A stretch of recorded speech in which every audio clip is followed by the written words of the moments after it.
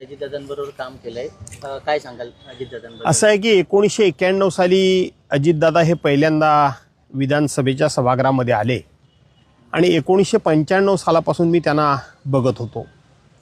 त्यानंतर मी राष्ट्रवादी काँग्रेस पक्षामध्ये कार्यकर्ता म्हणून काम करत असताना कधी सरचिटणीसपदी, कधी राज्यमंत्रीपदी, कधी कॅबिनेट मंत्रीपदी आणि कधी प्रांताध्यक्षपदी देखील त्या पक्षामध्ये काम करण्याची संधी मला मिळाली. अजितदादासारखा नेमस्त माणूस आणि एक आत बाहेर असं काही नाही. त्यांच्या वागण्यामध्ये सर्वांना समान. तो बारामतीचा माणूस असला तरी देखील त्याला 4 शब्द ऐकवायचे असेल तर ते ऐकवायला सोडत नसत, आणि चिपळूणचा कार्यकर्ता असेल तर त्यालासुद्धा 2 शब्द जर ऐकवायचे असेल तर ते मागे पुढे बघत नसत. ही अशा स्वभावाची माणसं ही असतात. वरून फटकळ, वरून रागीट, वरून तापट वाटतात, पण ही मनातून निर्मळ असतात. निर्मळ. आणि अजितदादा हे मनाचे निर्मळ होते. अशा निर्मळ माणसाबरोबर काम करण्याचं भाग्य मला लाभलं होतं. आज त्याची पहिली जयंती साजरी होते, अजून त्यांचा अपघात की घातपात तो रिपोर्ट समोर आलाय नाही. मी सांगू का, रिपोर्टमध्ये काय यायचं ते येईल, परंतु तुम्ही कोणालाही विचारलं तर हा अपघात कोणीच मान्य करायला तयार नाही.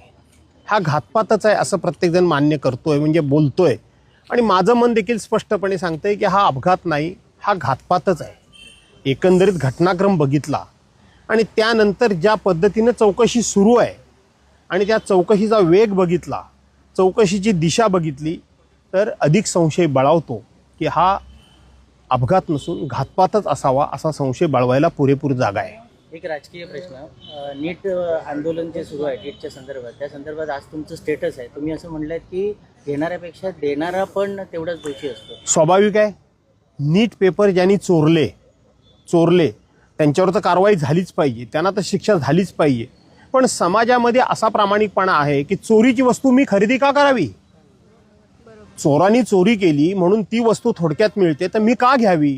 हा माझा स्वभाव धर्म जो आहे तो मी माझ्या स्टेटसमधून आज मांडलेला आहे, हस्ताक्षरामध्ये तो मांडलेला आहे की जेवढा, म्हणजे आपण असं म्हणतो की लाच देणारा जेवढा गुन्हेगार तेवढा घेणारा गुन्हेगार, असं आपण शासकीय भाषेत म्हणतो. माझं तर म्हणणं की नैतिकतेचं अधःपतन जर झालं तर अशा पद्धतीच्या चोरांना आपण शिक्षा देऊ, पण दुसऱ्या मार्गानं दुसऱ्या प्रकारच्या चोऱ्या होणारच नाहीत असं म्हणता येणार नाही. म्हणून मी नैतिकतेवर भर दिलेला आहे. नैतिकता ही लोप पावता कामा नये, हे माझं ठाम मत आहे.